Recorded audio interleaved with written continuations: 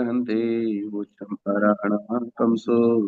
जय बोले अनंतानंद परम सिद्ध भगवान की जय। देवादिदेव 1008 आदिनाथ भगवान की जय। 1008 शांतिनाथ भगवान की, पार्श्वनाथ भगवान की जय, महावीर भगवान की जय। परम पूज्य आचार्य श्री शिव कोटि महाराज की जय। आचार्य श्री कुंतु सागर जी महाराज की जय। आचार्य श्री कनक नंदी जी महाराज की, आचार्य श्री पदम नंदी जी गुरुदेव की, जिनवाणी माता की, श्रीमद जैन धर्म की जय। आचार्य गुरु श्री वैराग्यनाथ जी महाराज की जय। गुरुदेव आपका आपका वीडियो नहीं दिख रहा है। मैं कोशिश, हाँ अब आ हाँ गया। अब आ गए आ गए। आचार्य भगवान आपके श्री चरणों में हम सभी स्वाध्यायी बारंबार नमोस्तु नमोस्तु नमोस्तु करते हैं और आपसे विनती करते हैं कि गुरुदेव हम सबका रत्नत्रय उज्जवल हो, इसलिए कृपया देशना दीजिए। नमोस्तु नमोस्तु नमोस्तु। थोड़ा थोड़ा कभी कभी हैंग हो जाता है डब्बा। नेट का थोड़ा कम जगह होगा तो हो सकता है। हम्म, चलिए आज कौन सी कथा है? गाथा तो अभी एक उसकी शंका समाधान चल रहा है, 25 नंबर की गाथा का। पृष्ठ है 50, 50 का अंतिम एक लाइन है 50 के पृष्ठ की, ग्रंथ का पृष्ठ। पीडीएफ का तो अच्छा। 118 है। हम्म। मरण की चर्चा हो रही है, 17 प्रकार के मरण, उसमें 5 प्रकार के मरण कहूंगा, ऐसे आचार्य भगवान कह रहे हैं यहाँ पर। ये बार बार वीडियो बंद हो रहा है। एक किताब देना मुझे भगवत आराधना की।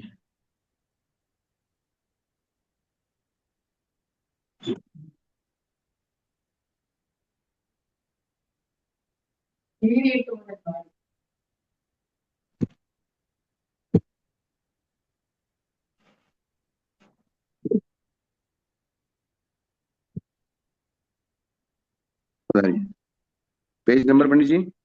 पृष्ठ है 50 और पीडीएफ का 118। 50 या किताब से ही पढ़ना पड़ेगा मुझे, 50 क्योंकि का आज अंत मेरा। वाला, 50 के अंत की लाइन। शंका जहाँ है, तीर्थंकरों ने कहे इतना ही कहना पर्याप्त है, वो वाली। हम्म।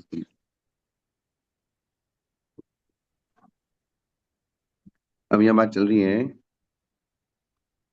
बात मेन क्या चल रही थी? 17 प्रकार के मरण। जी। कितने प्रकार के? 17 प्रकार के हैं। 17 प्रकार के मरण की बात चल रही थी। तो यहाँ द्रव्य क्षेत्र काल भाव के आश्रय से स्थिति 4 प्रकार की बताई। और इस अध्यायु, एक भवायु और एक अध्यायु। अध्यायु। तो जिन कर्मों की आयु संज्ञा है वे कर्म उद्गल द्रव्य रूप होने से आयु स्थिति द्रव्य स्थिति से अत्यंत भिन्न नहीं है। आयु की स्थिति जो द्रव्य की स्थिति होती है, द्रव्य की स्थिति के कारण से ही आयु की स्थिति होती है क्या? जी, द्रव्य की स्थिति वही आयु की स्थिति है यहाँ पर। द्रव्य की स्थिति के जो द्रव्य की स्थिति और अनुभाग होता है, प्रत्येक कर्म प्रकृति में जो द्रव्य की स्थिति और अनुभाग होता है वही आयु होती है। अथवा जो आयु संज्ञा वाले पुद्गल उदय में आ रहे हैं उनके गल जाने का नाम ही मरण है। जी, प्रति समय जो निषेक खिल रहे हैं, वो वैसे ही प्रति समय भी मरण हो रहा है, इस प्रकार से कह रहे हैं। हाँ, उनके गल जाने का नाम क्या है? मरण। मरण कहलाता है। और वे मरण जिन वचन में तीर्थंकरों ने 17 प्रकार के कहे हैं। वे मरण कितने प्रकार के गए हैं? 17। 17 प्रकार के मरणों की व्याख्या जिनेन्द्र भगवान ने की है। अब तीर्थंकरों ने कहे हैं, इतना कहना पर्याप्त है कि जिन वचन के कहने की क्या आवश्यकता थी। अब बात को समझिए, गंभीरता को समझ में आया ना? वे मरण जिन वचन में तीर्थंकरों ने 17 कहे हैं, तो आपने दो शब्द क्यों लगाया? मतलब चोर चोरी करता है हाँ, ऐसा क्यों कह रहे हो? तो एक तीर्थंकर शब्द भी भी कहा फालतू और बोल, जिन वचन भी कहा। बोले आपको एक शब्द भी फालतू बोलने की आवश्यकता क्या है? और कहा है, इसका मतलब अर्थ कुछ तो होगा ही। भाई तीर्थंकरों ने कहा है, अब तीर्थंकरों जिन वचन में तीर्थंकरों ने कहा है। अब तीर्थंकर के अलावा जिन वचन तो किसी के होते नहीं है। ये केवलियों के अलावा जिन वचन किसी के होते नहीं है। तो अब यहाँ विशेष कोई ना कोई बात है, इसलिए ये डबल शब्द यूज किया गया है। जबकि तीर्थंकरों ने कहा है तीर्थंकरों ने जिन वचन में कहा है, तो फिर इसमें कोई ना कोई विशेषता है। वो विशेषता क्या है इसको बताने के लिए, नहीं तो ये डबल शब्द प्रयोग करने की आवश्यकता नहीं। नहीं थी। देखो ना कितना अच्छा समाधान है, कोई दोष नहीं है। यहाँ जिन शब्द से गणधर कहे गए हैं, जिन शब्द से क्या कहा गया है, गणधर भगवान। गणधर भगवान कहे गए हैं। अभी कितनी कहे, कितनी गंभीर बात हो गई है। अब सामान्य रूप से अगर कोई इसका विचार करेगा तो ये बात है, ऐसे लगेगी ठीक है जिन वचन में तीर्थंकरों ने कहा है। अब कोई अगर विशेष विचार करने वाला हो तो इस बात का जो है बाल की खाल निकालने की कोशिश करेगा।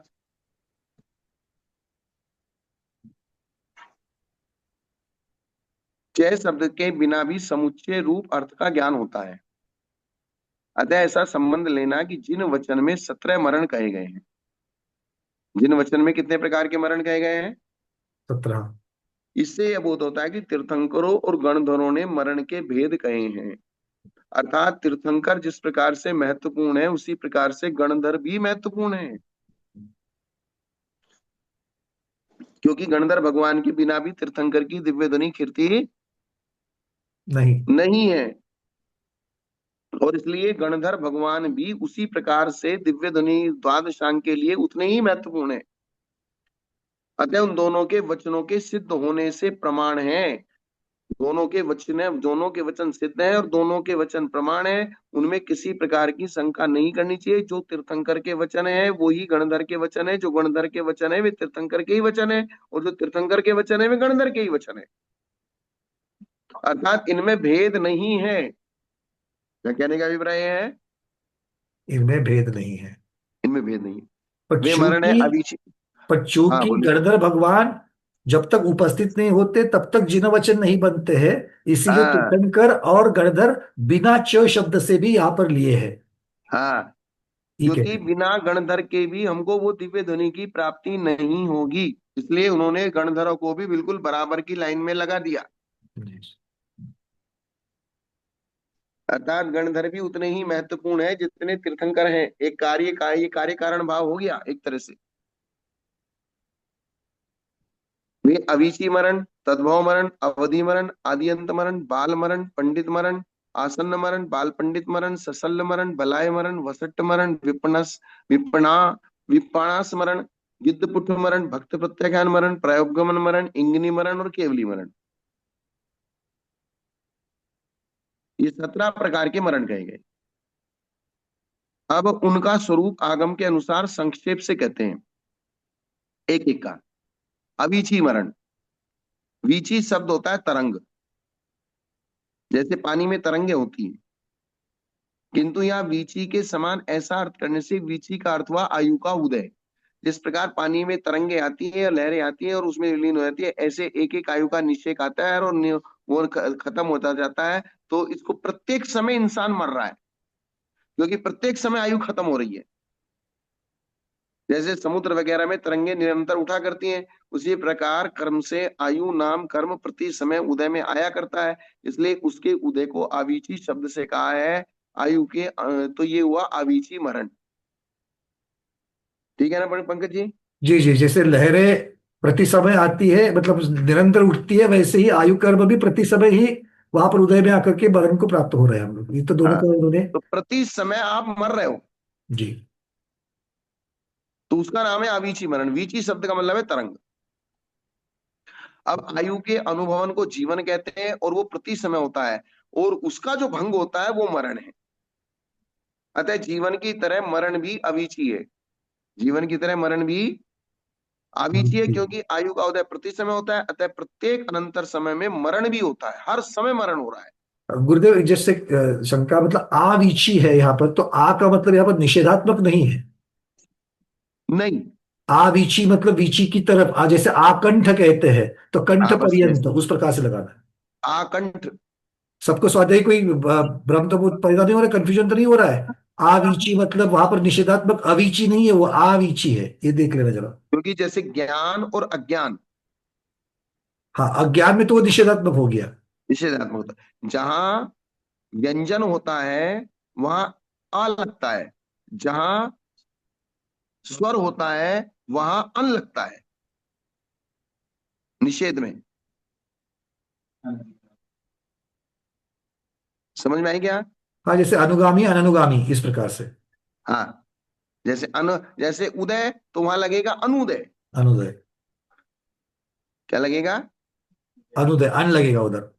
अन लगेगा। और जहां सिर्फ व्यंजन होगा तो वहां का लगेगा ज्ञान, तो ये शुरू का व्यंजन है, स्वर नहीं है। जी जी। तो इसलिए यहां सिर्फ अन नहीं लगेगा, अज्ञान। तो इसको नए समास बोलते हैं। जी। जो ये निषेधात्मक समास होता है नए, और ये आ उपसर्ग है। 22 उपसर्गों में आ एक उपसर्ग है। हाँ, ये आ और उपसर्ग हो अंग। गया। जैसे आ आकाशादेक द्रव्याणि। जी। वहां जो पांचवें अध्याय का पहला सूत्र है ना, हाँ, आकाशादय वे- बड़ी। पांचवें अध्याय का जो सूत्र है, आ आकाशादेक द्रव्याणि, आ ऐशानाथ, हम आ ऐशान मतलब स्वर्ग पर्यंत। पर्यंत। पर्यंत हाँ, भी। ऐशान स्वर्ग पर्यंत। इसी प्रकार से आवीची, अर्थात वीची के साथ जो होने वाला मरण है, जी तरंगों की तरह जो होने वाला मरण है, जल की तरंगों के समान जो प्रति समय उदय में आयु कर्म की वीची यानी कि लहरें आ रही हैं, उसको आवीची मरण कहते हैं। जी। अब वह भव्य जीवों के अनादि शांत है। भव्य जीवों को वो मरण कैसा है? अनादि है और शांत हो जाएगा, ठीक है, अंत भी हो जाएगा उसका। क्योंकि जब वो केवल ज्ञान को प्राप्त कर लेंगे तो उनका वो मरण क्या हो जाएगा? केवल ज्ञान के मरण के बाद केवल ज्ञानी का मरण लास्ट मरण है, अंतिम मरण है, उसके बाद उसका मरण नहीं होगा, ये चीज। जी। अब शंका, सिद्धों के ही मरण का अंत होता है, दूसरों के नहीं। किंतु सिद्ध तो भव्य नहीं है। क्या? सिद्धों को। सिद्ध भगवान भव्य है क्या? वो तो भव्याभिव्यक्त के परे है। भव्य भव्य क्योंकि भव्य का जो कार्य था वो हो चुका। अब सिद्ध भव्य नहीं है। अगर सिद्धों को भव्य मान लिया जाएगा तो वे आगे आने वाली पर्याय में होने योग्य हो जाएंगे। जी। जिनकी भविष्य में सिद्ध पर्याय होने वाली हैं उनको भव्य कहते हैं। तो सिद्ध तो सिद्ध पर्याय को प्राप्त कर चुके हैं, तब कैसे कहते हो कि भव्य जीवों का मरण अनादि शांत है? भव्य जीवों का मरण अनादि शांत। अनादि शांत है। तो इसलिए क्या है, शब्दों की एक अपनी मर्यादा है, शब्दों की एक अपनी सीमा है। शब्दों की एक अपनी सीमा होने के कारण से शब्द थोड़ा सा भी अगर हमने समझने में भूल की तो अर्थ समझने में भूल हो जाएगी। ये बड़ी समस्या है शब्दों के साथ। इसलिए शब्दों के साथ बैलेंस बैठाना ये बहुत बारीकी का काम है।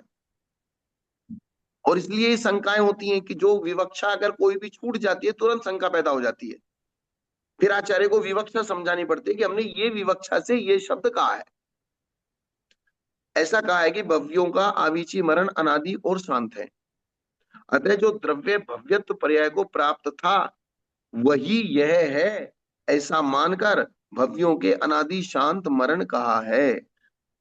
भले ही वो सिद्ध पर्याय को प्राप्त हो चुके हैं, लेकिन फिर भी भूतकाल की पर्याय की अपेक्षा वे भव्य थे तो ही सिद्ध पर्याय को प्राप्त हुए हैं। अगर वे भव्य नहीं होते तो सिद्ध पर्याय को प्राप्त नहीं होती नहीं होते। निगम नहीं की अपेक्षा से, हाँ। हाँ, अभव्य जीवों के सामान्य अपेक्षा से आयु का उदय बराबर रहता है, क्योंकि अभव्य जीवों को तो कभी केवल ज्ञान होना नहीं है। केवल ज्ञान होना नहीं तो उनको सिद्ध पर्याय होनी नहीं है। तो उनके जो अविची मरण है वो अनादि अनंत है। जी। उनके जो अविची मरण चलेगा वो कैसा चलेगा? अनादिकाल से हो रहा है, अनंत काल तक चलेगा, अनादि अनंत तक हाँ, चलेगा। क्योंकि उनके मरण का अंत, जन्म और मरण का अंत आने वाला नहीं है। अतः उनका अविची मरण अनादि निधन है। अब यहाँ पे देखो, अनादि निधन, निधन का मतलब होता है समाप्त होना। तो इसमें ए का लोप हुआ है, तो ये इसकी संधि विच्छेद करेंगे तो ये निकलेगा अनादि अनिधन। या अनादि अनिधन। क्या निकलेगा? अनादि अनिधन। हाँ, तो इसमें बीच में समास होने के कारण से आ का लोप हुआ है इसमें। जबकि निधन शब्द का मतलब तो समाप्त होता है, तो तो फिर शांत शब्द का मतलब भी समाप्त होता है। तो हाँ, अनादि निधन का मतलब अनादि शांत हो गया है, तो लेकिन अनादि शांत नहीं, अनादि अनंत है ये। और अनंत के लिए अनिधन, ये दोनों पर्यायवाची हो जाएंगे। हाँ, तो लिखा निधन है। तो एक जब बड़ा शब्द होता है तो संस्कृत के व्याकरण के समास के कारण से इसमें एक शब्द का लोप कर दिया। किंतु भव की अपेक्षा और क्षेत्रादि की अपेक्षा सादी है। चार आयु कर्मों में से यद्यपि एक जीव के दो ही आयु कर्मों की सत्ता रहती है। एक साथ ज्यादा से ज्यादा चारों आयु की सत्ता, चारों गतियों की सत्ता रह सकती है, पांचों इंद्रियों की सत्ता रहता रह सकती है।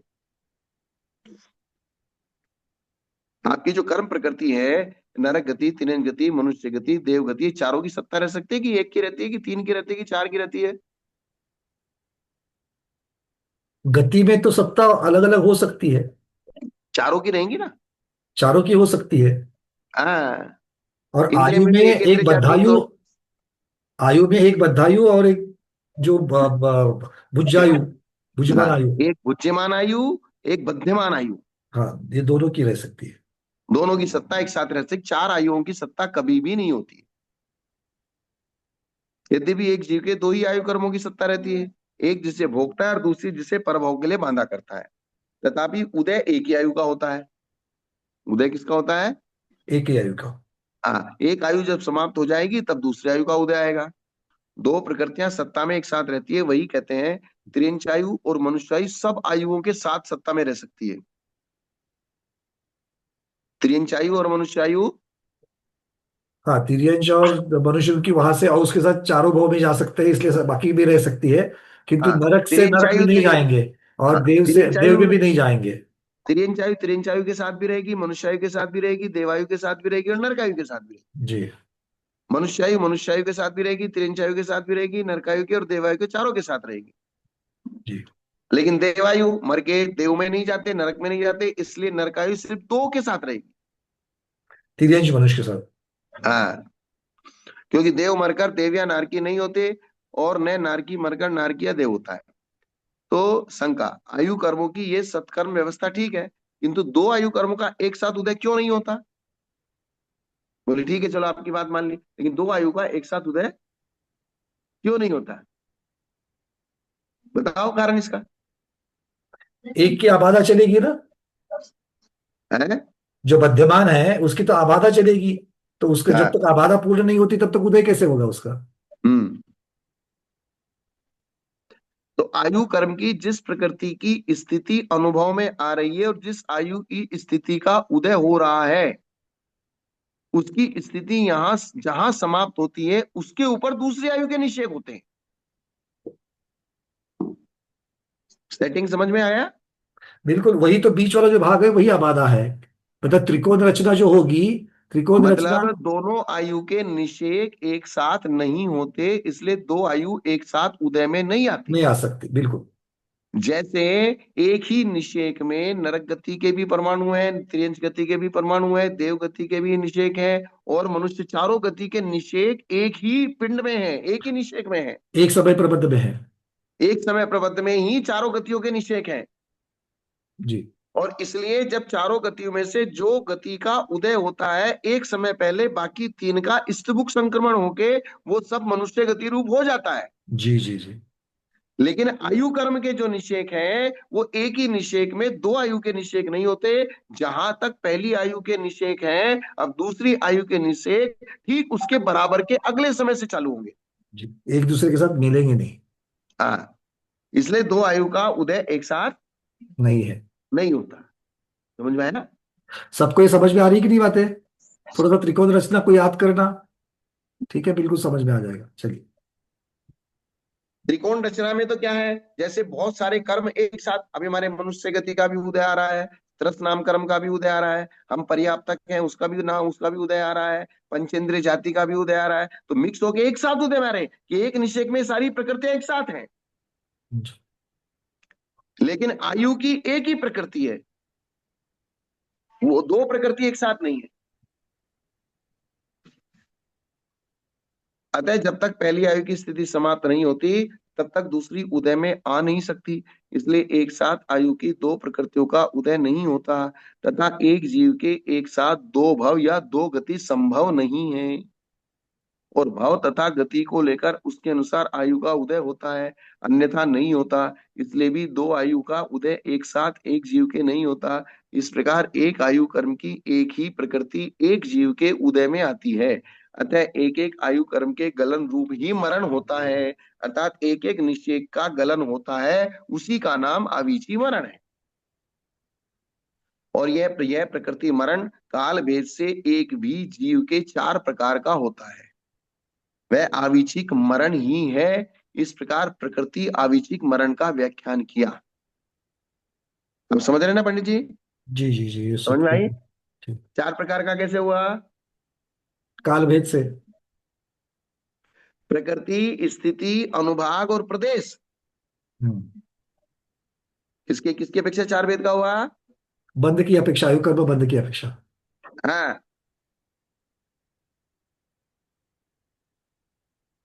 निषेक का मतलब, निषेक का मतलब एक समय में जितने कर्म परमाणु उदय में आते हैं वो एक पिंड बन के उदय में आते हैं, उस पिंड को एक निषेक कहते हैं। स्थिति की अपेक्षा निषेक कहेंगे, अनुभाग की अपेक्षा उसी को स्पर्धक कहेंगे। वो पिंड एक ही होता है। जी। एक उसी स्थिति की एक अपेक्षा। पिंड में प्रकृति भी होती है, स्थिति भी होती है, अनुभाग भी होता है और चारों। प्रदेश भी होता है। चारों होते चारों होते हैं। तो यहां आयु की प्रकृति का उदय का व्याख्यान किया। किसका उदय का? अब ये चारों एक साथ ही होते हैं, अलग अलग नहीं होते हैं। नहीं, बिल्कुल लेकिन बंध भी उसको, एक साथ। बंध भी एक साथ, हाँ, उदय बंध भी एक भी एक साथ। साथ होता है, उदय जी भी एक साथ होता है, लेकिन उसको समझने के लिए हम उसको अलग अलग करके समझ रहे हैं। जी हम क्या कर रहे हैं? सिर्फ उसको समझने के लिए कि ये जी। जी। आयु कर्म की कौन सी प्रकृति है। बोले नरक आयु की प्रकृति है, देवायु की प्रकृति है, त्रिंच आयु की प्रकृति है। कौन सी प्रकृति? ये हुआ प्रकृति। अब दूसरा स्थिति, तो वो नरकायु या देवायु या मनुष्य आयु कितने टाइम के लिए बंधी है? 10,000 वर्ष है, 20,000 वर्ष है, 100 साल है, 500 साल है, एक पल्ले है, दो पल्ले, एक सागर, दो सागर। ये उस परमाणुओं की प्रकृति और ये उस परमाणुओं की स्थिति। तो दूसरा स्थिति आविचिक मरण है। भव धारण में कारण रूप से परिणत हुए पुद्गलों के स्नेहवश, अर्थात उनके अंदर जो स्निग्ध गुण है, जो बंध का कारण है। स्नेह गुण का मतलब स्निग्ध। स्निग्ध या। रुक्षत्वाद बंधा। स्निग्ध और रुक्ष गुण के कारण जो बंध होता है स्नेहवश आत्मा के प्रदेशों में, वे आयु कर्म के निषेक आत्मा में जो ठहरते हैं उसको स्थिति कहते हैं। और आत्मा का कषाय रूप परिणाम पुद्गलों की स्निग्धता का सहकारी होता है। तो उस स्निग्धता का सहकारी कौन होता है? आत्मा का कषाय रूप विभा रूप परिणाम, मतलब वही जो भावाश्रव, जिसे भावाश्रव के कारण जो कहेंगे वही। आत्मा का कषाय रूप परिणाम पुद्गलों में स्निग्धता डाल देता है। जी। अर्थात आत्मा के राग द्वेष रूप परिणामों से पुद्गलों में स्निग्ध रुक्ष गुण की वृद्धि हो जाती है। तो स्निग्ध रुक्ष गुण जब उसमें आ जाता है तब वो बंधने योग्य हो जाता है। भावबंध तो, द्रव्य बंध का कारण, उस प्रकार से कह रहे तो हैं। मेन मेन चीज है आपकी कषाय।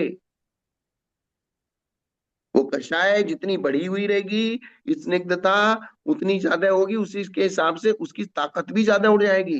क्योंकि प्रकृति और प्रदेश बंध योग से होता है और स्थिति और अनुभाग बंध कषाय से होता कषाय है। से होता है। तो परिणामी कारण तो स्वयं पुद्गल द्रव्य ही है। परिणामी कारण कौन है? स्वयं क्योंकि पुद्गल परिणमन द्रव्य। किसका हो रहा है? स्निग्धता और रुक्षता रूप परिणमन किसका हो रहा है? पुद्गल का ही हो रहा है। तो पुद्गल का हो रहा है। तो पुद्गल अपने लिए स्वयं उपादान कारण है, कषाय उसके लिए निमित्त कारण है। जो उसमें स्वयं में वो ऐसा होने की उसमें शक्ति है, इसलिए वो हो रहा है, और उसको इसलिए हो कारण भी रहा है। मिल रहा है। हाँ। तो हमारी कषाय उन पुद्गलों में एक आवेश डाल देती है, प्रेशर डाल देती है। जैसे हमारी आत्मा में आवेश आता है, प्रेशर आता है, वही प्रेशर उन पुद्गलों में चला जाता है आत्मा के परिणामों के कारण से। इसके कारण से, आत्मा के परिणाम कारण से। आत्मा के परिणामों के कारण से वो पुद्गल द्रव्य प्रभावित हो जाता है। और वो पुद्गल द्रव्य प्रभावित होकर आप उसके अंदर भी एक प्रेशर आवेश पैदा हो जाता है, ताकत पैदा हो जाती है। जबकि आपके कषाय परिणाम करने से पहले वो सिर्फ एक कारमान वर्गणा थी। क्या थी सिर्फ? कार्बन वर्गना विशेष उपचय रूप थी। हाँ, और अब उसके अंदर सब कुछ हो गया। यह स्थिति एक समय से लेकर एक एक समय बढ़ते बढ़ते कुछ कम 33 सागर के जितने समय उतने भेद वाली होती है। आयु कर्म के निषेकों की स्थिति कितनी होती है? एक समय से लेके बढ़ती बढ़ती 33 सागर तक होती है, और 33 सागर ही ये आयु कर्म की उत्कृष्ट स्थिति है। और जगन्य स्थिति कम से कम अंतर मुहूर्त प्रमाण होती है। तरंगों के समान क्रम से अवस्थित उस स्थिति के विनाश से आत्मा के स्थिति आविचिक मरण होता है। पहले होना प्रकृति आविचिक मरण, दूसरा स्थिति आविचिक मरण। अर्थात ये चारों होते एक साथ हैं, लेकिन उसको उसको हम समझ अलग अलग रहे हैं।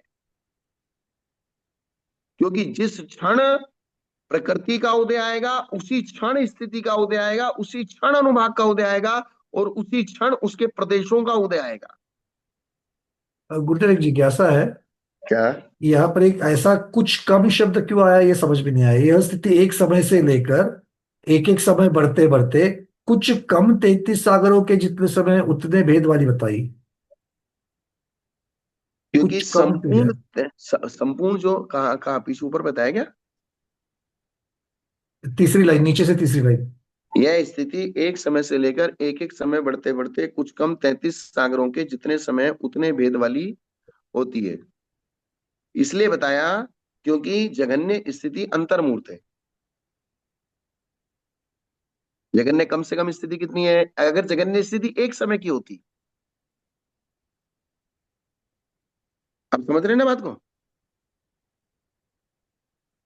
जगन्य स्थिति अगर एक समय की होती,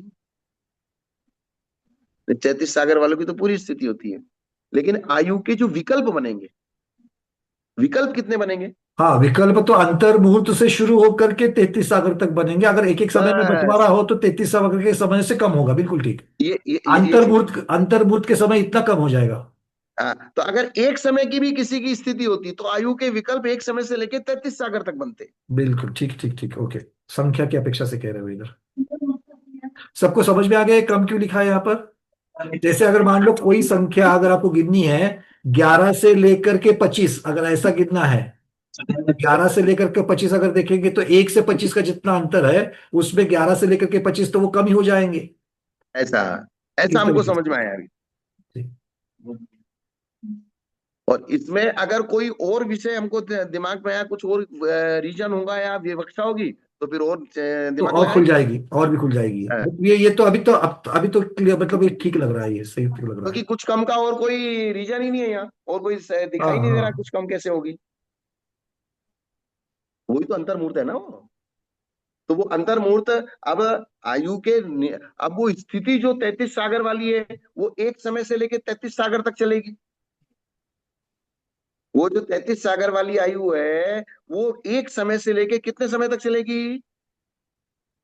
सर्वार सिद्धि के देवों की आयु कितने समय चलेगी? 33 सागर तक चलेगी।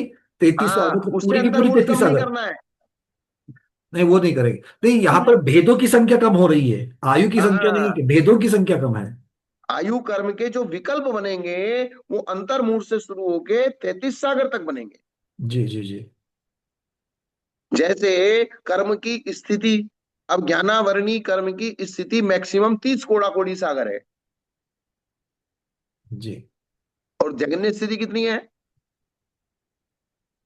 अंतर्मूर्त बन जाएगी। अंतर्मूर्त द्वादश बन जाएगी। अंतर्मूर्त, हाँ। जैसे नाम गोत्रियो और अष्टौ, नाम और गोत्र कर्म की 8 मूर्त है, और उत्कृष्ट स्थिति 20 कोड़ा कोड़ी सागर है। पंच परावर्तन में भव परावर्तन की अपेक्षा भी इसी प्रकार से हो जाएगा। जैसे नरक हाँ, में जाना है तो नरक में जैसे 10,000 की आयु लेकर के जब नरक में जाना है और 33 सागर तक चलना है, तो उसके जो विकल्प बनेंगे वो 10,000 से शुरू हो जाएंगे। बस बस बस बस बस 10,000 से शुरू होके 33 सागर तक के विकल्प बनेंगे। मतलब कितनी बार जाना है वो बार निकालना है, तो उसके लिए उस प्रकार की संख्या आएगी। तो वो पहली बार जब जाएगा तो 10,000 वर्ष प्लस एक समय, फिर 10,000 वर्ष प्लस दो समय, 10,000 प्लस प्लस तीन समय, तो एक समय को बढ़ाते बढ़ाते 33 सागर तक नहीं पहुंचेगा वो।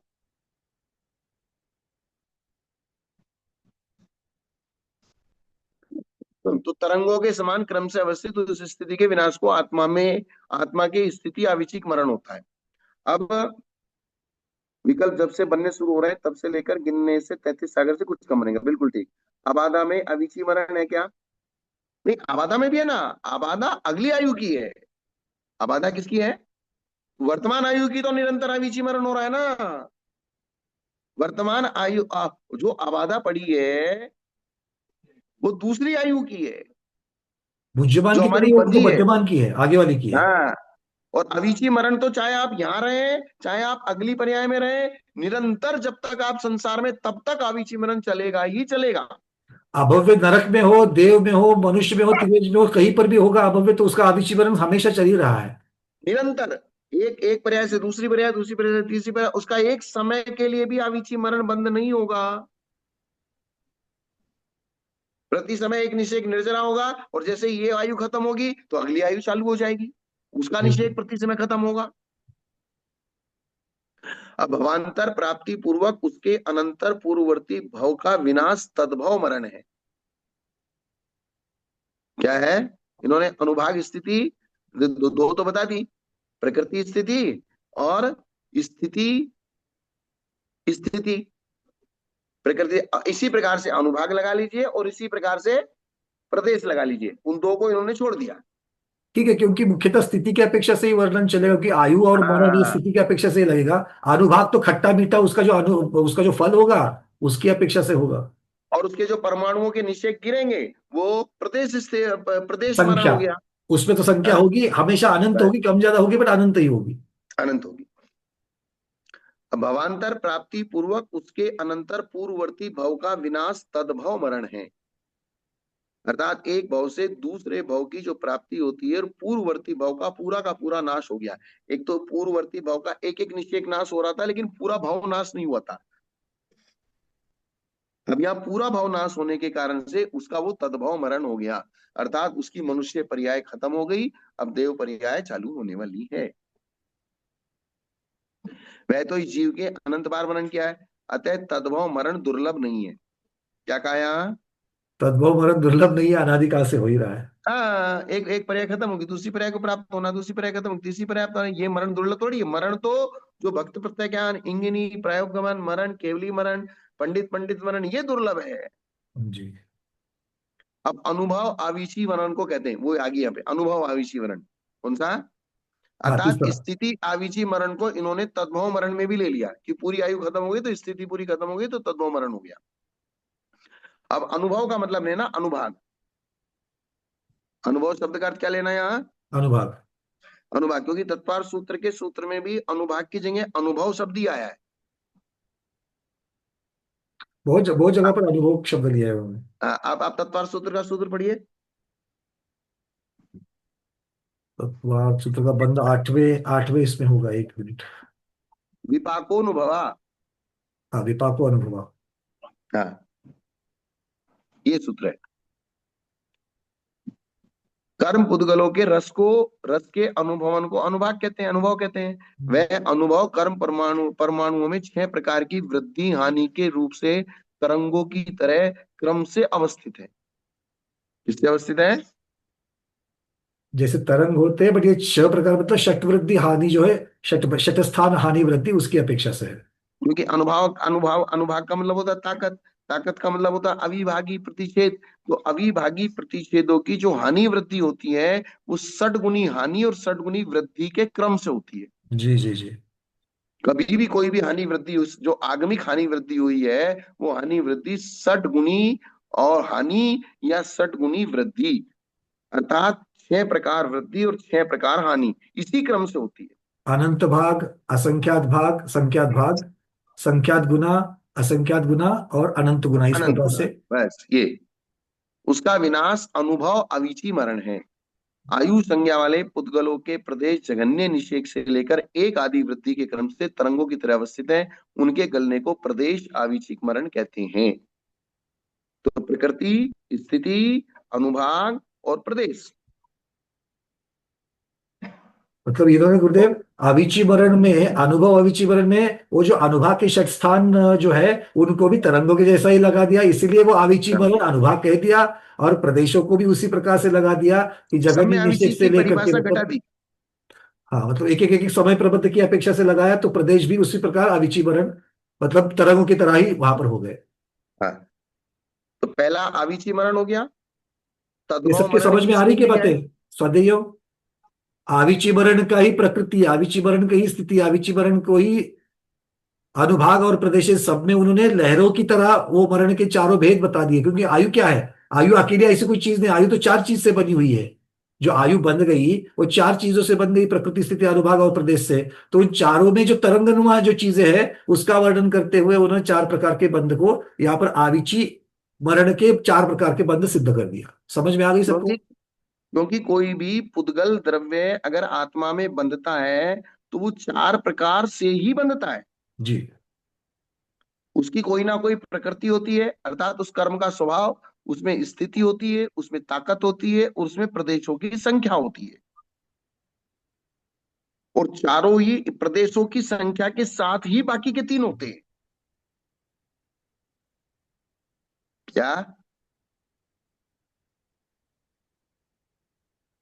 क्या पंकज जी? बिल्कुल, मतलब जैसे प्रकृति, स्थिति, अनुभाग और प्रदेश के बिना बंद होगा ही नहीं, जब भी बंद होगा चारों प्रकार का ही होगा। हाँ, हाँ, तृतीय और अनुभाग आगे चल करके वितराग अवस्था में एक एक समय के पड़ेंगे, बट वो इसीलिए उसको ना के बराबर समझ लिया, बस इतना ही फर्क है। वो अलग है, अभी ये सांप्रदायिक हाँ, आश्रमों की बात चल रही है। ये तो हाँ बिल्कुल, इरियापत की चर्चा यहाँ पर नहीं होगी। इरियापत आश्रम होता है वो 11वें गुणस्थान से होता है। जी। और 10वें गुणस्थान तक सांप्रदायिक आश्रम होता है, क्योंकि 10वें गुणस्थान तक कषाय होती है। प्रमुखता से वही वर्णन चल रहा है। हाँ, तो ये चीज संप्राय संप्राय शब्द का एक विशेष अर्थ आया था, कल परसों हम पढ़ रहे थे राज श्लोक वार्तिक में। क्या शब्द अर्थ आया था मेरे को ध्यान में नहीं आ रहा। कषाय तो हम लोग परंपरा से जानते हैं, अब तक अब नया कुछ सुनेंगे तो अच्छी होती है बात। वही वही वही वही। अब कभी मैं लिखना भूल जाता तो मेरे याद कम रहता है, क्या बुढ़ापा, बाल सफेद हो गए, याद कम रहता है तो बड़ी समस्या हो जाती है कभी गुरुदेव आप ऐसा कहोगे तो हमने बाकियों ने क्या करना चाहिए? कभी। श्लोक वार्तिक जी पढ़ रहे थे हम, उसमें एक नया शब्द आया था संप्राय का। हाँ? आपको ध्यान है ना? सांप्राय के पतियो, ये जो कसाय की बात से, कसाय कसाय सांप्राय के पतियो, क्या क्या है? अच्छा, कर्मों के द्वारा आत्मा का पराभव होना संप्राय है। क्या कहा? अच्छा, कर्मों के द्वारा आत्मा का पराभव पराभव। होना, इसका नाम संप्राय है। हाँ, मतलब आश्रव ही। जब आश्रव होता है तभी तो कर्म आत्मा में आ जाते हैं, और आत्मा की तभी तो पराभव है, क्योंकि वो विभाव रूप और उसकी वो परिणति है। मतलब सामान्य रूप से हम संप्राय का मतलब समझे कसाय। जी। तो कषायों के द्वारा आत्मा का पराभव होता है, जब भी ये जीव कषाय करता है, अपनी आत्मा का ही अनादर करता है। जी। जी। इसका मतलब क्या हुआ है? आत्मा का पराभव, आत्मा आत्मा के आत्मा स्वरूप में नहीं रहती है, अलग स्वरूप में बन जाती है। आत्मा आत्म स्वरूप में नहीं रहती, तो आत्मा आत्मा का ही अनादर करती है, क्योंकि उस समय वो कषाय में है। तो कषाय का मतलब आत्मा का पराभव, तो जी। संप्राय शब्द का मतलब है आत्मा का पराभव करना। जी। जी। अर्थात अपने आत्म सम्मान की हानि करना, अर्थात अपने ही आत्मा का खुद ही अपने आप अनादर करना, इसका नाम है संप्राय। और इस संप्राय से होने वाला जो आश्रय है वो सांप्रदायिक है। जी। ये थोड़ी सी इस बात में गंभीरता और विशेषता आ गई। पर बहुत सटीक है, मतलब ये पूरा जो उसका जो टारगेट है, हाँ, कषाय का आगे जाकर के परिणति क्या होगी? तो संसार, और तो संसार में रहना मतलब मूल चीज पराभव। मूल चीज ये रही कि आप अपना ही जब अपना भी अनादर मत करो। हाँ, दूसरे के अनादर की बात तो जाने, तो खुद का भी मत करो। और इसी अपेक्षा से खुद का अनादर करना ही हिंसा है, इसलिए कषाय हिंसा हाँ, है। खुद का अनादर करने के लिए भी आपको कर्मबंदी होगा। क्योंकि कषाय आपके खुद के आत्मसम्मान को, स्वाभिमान को भी अनादर कराएगा। क्योंकि जब आपके अंदर कषायों की लोभ कषाय विशेष रूप से जागृत रहेगी, तो आप किसी के सामने हाथ फैला खड़े हुए, भाई दे दे, भाई दे दे भाई, तो क्या होगा? खुद का अनादर ही क्या? अरे जब तुम तीन लोक के स्वामी हो, तीन लोक की शक्ति तुम्हारे अंदर है, तीन लोक के सारे वैभव तुम्हारे अंदर है, फिर दूसरे के सामने भीख काहे को मांगते हो? तो खुद ही शर्मिंदगी में, तो फिर बाद में लगता है यार मैंने क्यों मांगा, उसने, मैंने मांगा भी और फिर भी नहीं दिया। इसलिए मांगने पर अपना, नहीं दिया, मांगने पर नहीं दिया इसका अर्थ है वो स्वयं को बड़ा हो गया, मतलब अपना अनादर ही हो गया, क्योंकि जब आपने कहा कि मैं जब सर्वशक्तिमान हूं तो मेरा अनादर ही हो गया फिर तो। इसलिए तो कहा है कि आप अपने सर्वशक्ति मानता को पहचानो। जिस दिन आप अपने सर्वशक्तिमान पने को पहचान लोगे, उस दिन आपका हाथ दूसरों के सामने फैलना बंद हो जाएगा। अभी हमारी दृष्टि पर्याय में लगी है, इसीलिए दीनता आई है। हाँ, आप द्रव्य दृष्टि पे जाओगे कि मेरा आत्मा ठीक है, वर्तमान में मेरी आत्मा में कुछ, किसी के अंदर ज्यादा गुण प्रकट हो गए, किसी के अंदर कम गुण प्रकट हो गए, लेकिन मेरी आत्मा के पास गुण नहीं है, ऐसा नहीं है। मुझे पता चल गया कि मेरे घर के अंदर पुराने बाप दादाओं ने जमीन के अंदर बहुत सारा धन गाड़ा हुआ है, बस निकालना बाकी है। अब मुझे भीख मांगने की आवश्यकता नहीं है, अब निकालने में भी थोड़ा टाइम लगेगा। निकालना तो तो टाइम पड़ेगा क्योंकि, लगेगा। निकालना तो पड़ेगा क्योंकि सिर्फ निकालने की चाह रखने से पेट नहीं भरने वाला है। लेकिन निकालने में टाइम लगेगा, लेकिन उसके अंदर एक, जो ये होगा कि वो उसके अंदर जो दीनता भाव है, वो दीनता भाव खत्म हो जाएगा। उसको मालूम पड़ गया कि मेरे घर के अंदर बहुत सोना गड़ा हुआ है, मुझे किसी के सामने हाथ फैलाने की आवश्यकता नहीं है। जी ऐसे ही जी जी। आत्मा के अंदर अनंत गुण है, और जैसी आपकी आत्मा है वैसी मेरी आत्मा है। कोई दीन है, हीन है, गरीब है, ये पर्याय की अपेक्षा है, लेकिन सब आत्माओं में बराबर सामर्थ्य है। तो सब आत्माओं में बराबर सामर्थ्य है, तो मेरी आत्मा में भी उतनी ही सामर्थ्य है। किसी की थाली में घी कम नहीं है, सबकी थाली में बराबर है। लेकिन क्या होता है, अपनी थाली में घी कम दिखता है, दूसरी की थाली में ज्यादा दिखता है, तो क्या करें? क्या पंकज जी? बिल्कुल होता है, बिल्कुल, मतलब ये बहुत इतने सुंदर उदाहरण है ये, कि जब सिर्फ निकालना बाकी है, अगर इतनी दृष्टि रखे कि है मेरे हाँ, पास, बस सिर्फ निकालना बाकी है, तो वो आदमी स्वयं को उसका स्वामी मान करके उस प्रकार का आचरण शुरू हो जाता है।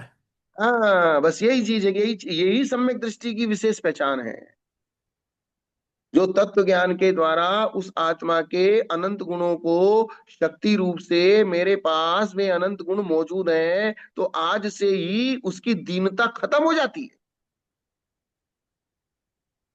और आज से ही उसका अहंकार भी खत्म हो जाता है।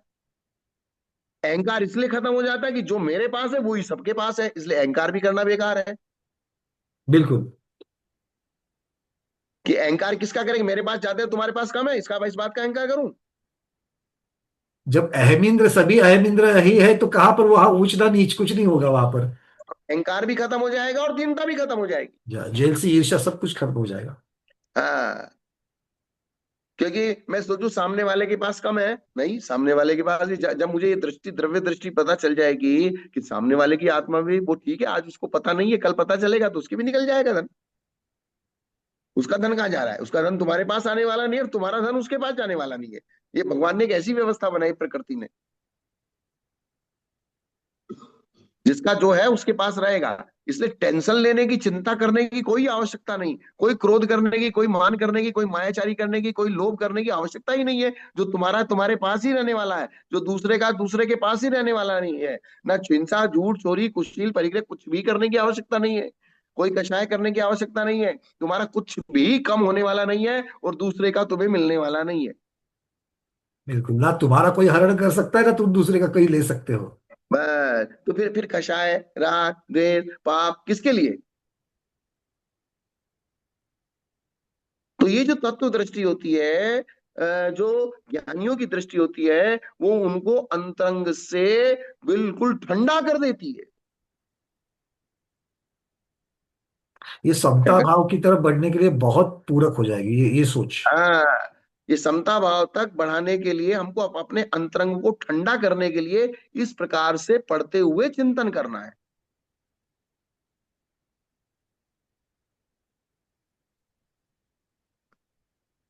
बात समझ में आ रही होगी मेरे ख्याल से सभी को, बैठे जो। आ रही है, चेहरे तो कह रहे आ रही है। हाँ। बस ये सूत्र महत्वपूर्ण है, बस निकालना बाकी है। हाँ, निकालना बाकी है है। तो हमारे ही खेत में, बस निकालना बाकी है। निकालना बाकी, ठीक है, जब साधन मिलेगा तब निकाल लेंगे। अब साधन नहीं है, जेसीबी तो लाना पड़ेगा ना। और जिसको जिसको जितना जल्दी चाहिए उतना जल्दी उसका काम कर लो, फिर निकल तो जाएगा। अब देखो, जेसीबी लाना पड़ेगा, कॉन्ट्रेक्टर को बुलाना पड़ेगा, कुछ ना कुछ बाह्य साधनों का उपयोग वो करना तो पड़ेगा। जरूरी है, वो तो अब वो जरूरी है। किसी अब वो जेसीबी किसी को जल्दी मिलेगी, किसी को थोड़े देर से मिलेगी। ये सारे साधन तो वही है, गुप्ती समिति, हाँ, धर्मानुप्रेक्षा परिचय चाहिए, ये सारे वही साधन है। बस यही चीज है। और अब ऐसा ये, भी नहीं कि पहली बार कर रहे हैं, अनंतानंत हाँ, जीवों ने अब तक किया है, मतलब ये प्रूवन रास्ता है। पहले तो अपने मन में ये स्थिर कर लो, मैं किसी से कम नहीं हूं और कोई मेरे से कम नहीं है, सबको बराबर मिला है।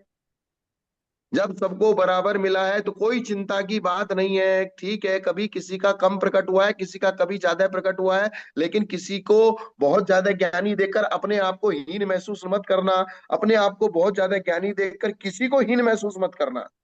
जी जी जी। ठीक है, आपका क्षोभ समाज बढ़ा हुआ है इसलिए आपका ज्यादा प्रकट हो गया, सामने वाले का क्षोभ सम थोड़ा कम कम बढ़ा हुआ है इसलिए उसका कम प्रकट हुआ है, लेकिन उसकी आत्मा में नहीं है या मेरी आत्मा में नहीं है, ऐसा नहीं है। इसलिए इस प्रकार के विचार को करके आचार्यों ने कहा है कि अपने अंदर समता भाव को धारण करो। इसलिए क्या, सम्यक दृष्टि नरक में भी सुखी, मिथ्या दृष्टि स्वर्ग में भी दुखी। जी सम्यक दृष्टि अनुकूलताओं प्रतिकूलताओं में भी सुखी, और मिथ्या दृष्टि अनुकूलताओं में भी दुखी। इसलिए आपको सुखी दुखी अनुकूलता और प्रतिकूलता नहीं करती, आपको सुखी दुखी तत्व दृष्टि लाओ, उससे आपका सुख दुख मिटेगा।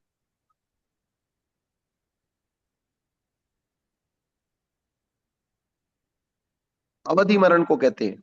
जो वर्तमान में जैसा मरण प्राप्त करता है यदि वैसा ही मरण होगा तो उसे अवधि मरण कहते हैं। उसके दो भेद हैं, देशावधि और सर्वावधि। वर्तमान में जो आयु जैसी प्रकृति स्थिति अनुभाग प्रदेशों को लेकर उदय में आ रही है, वैसी प्रकृति आदि को लिए हुए यदि पुनः आयु बंद करता है और उसी प्रकार भविष्य में उसका उदय होता है तो उसे सर्वावधि मरण कहते हैं, अर्थात सेम वैसा का वैसा ही।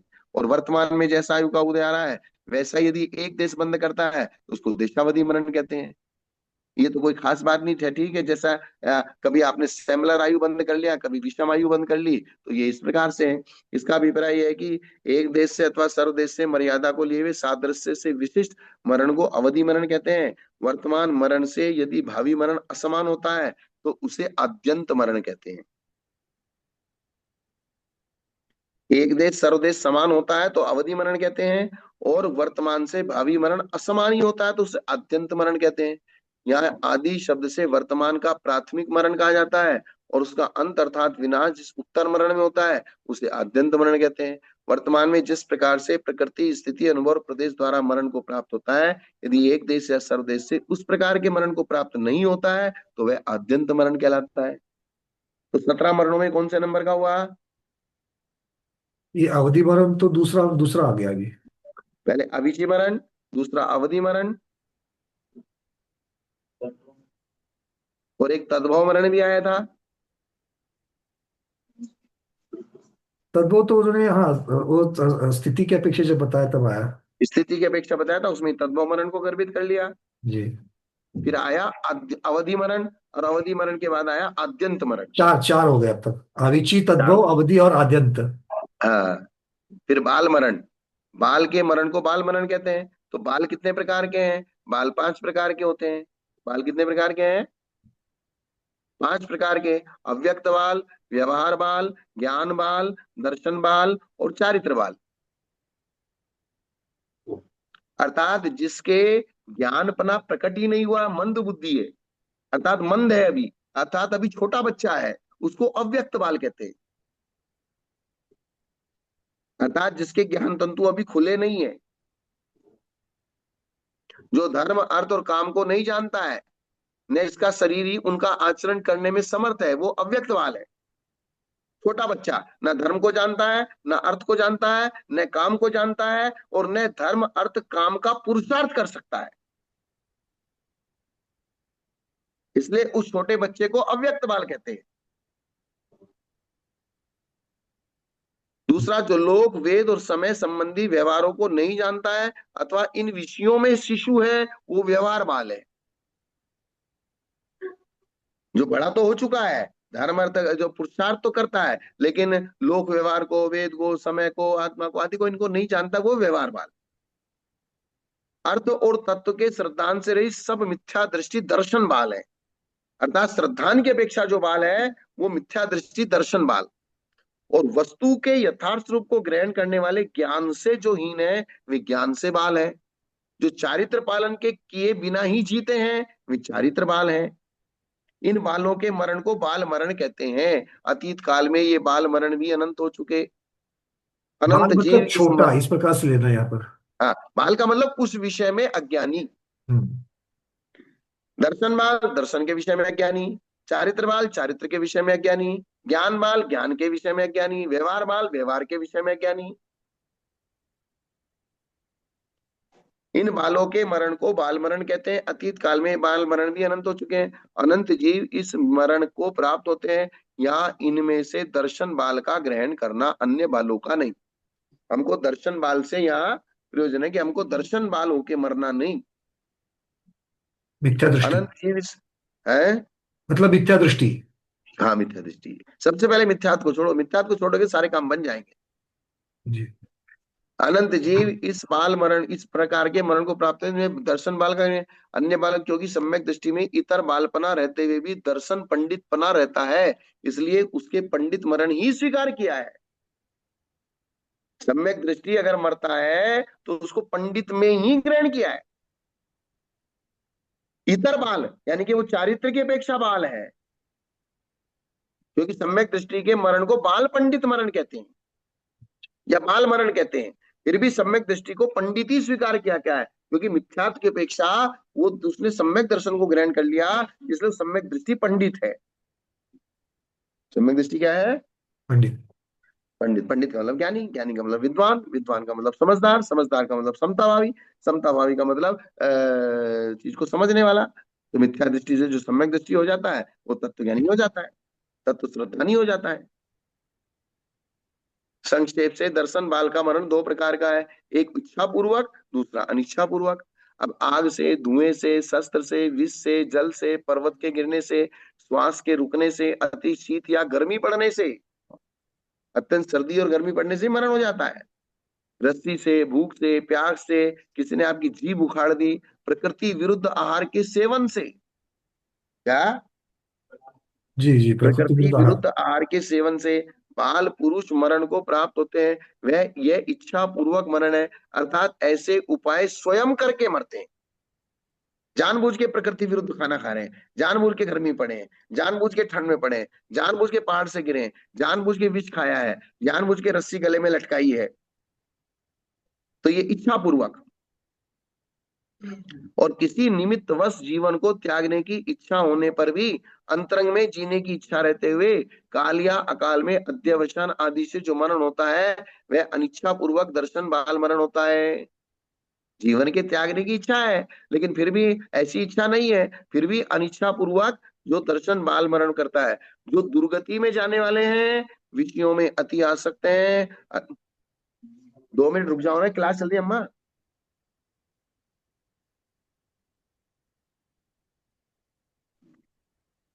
क्या कहा है यहाँ पर? जो विषयों में अति आसक्त हैं, अज्ञान पटल से आच्छादित है, रिद्धि रस और सुख के लालची है, वे इन बाल मरणों को मरते हैं। क्या है? जी जी, मतलब ये। मूल चीज बता दी। जिनका दुर्गति में जाने का कार्यक्रम फिक्स हो चुका है,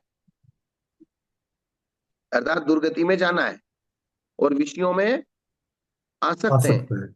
अज्ञान पटल से ढके हुए हैं, रिद्धि रस और सुख के लालची हैं, वे इन बाल मरणों को मरते हैं। ये बाल मरण बहुत तीव्र पाप कर्मों के आश्रव के द्वार हैं। अर्थात इस प्रकार से आसक्ति के साथ मरना, अज्ञानता के साथ मरना, रस और रिद्धि के सुख के लालच के साथ मरना, ये बहुत तीव्र पाप कर्म का आश्रव लाता है और बहुत संसार को लंबा करता है। इसलिए जन्म की अवस्था में ये आसक्ति एक बार जीवन की अवस्था में हो जाए चलेगी, लेकिन मरते समय अगर इस आसक्ति के साथ मर गए तो फिर बहुत बेड़ा गर्क हो जाएगा।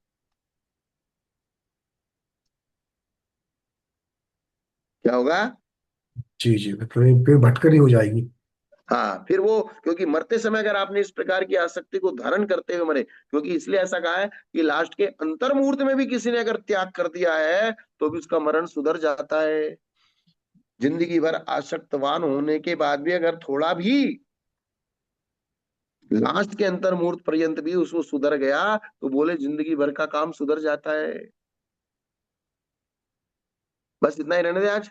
हाँ, समय हो चुका है। चलिए, तो और आज के किसी इस का कोई प्रश्न छोटा मोटा?